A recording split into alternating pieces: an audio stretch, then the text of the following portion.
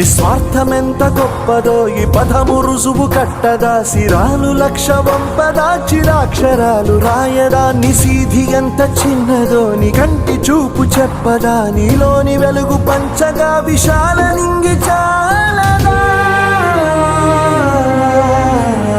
మనుష్యులందు నీ కథ మహర్షిలాగా సాగదా, మనుష్యులందు నీ కథ మహర్షిలాగా సాగదా.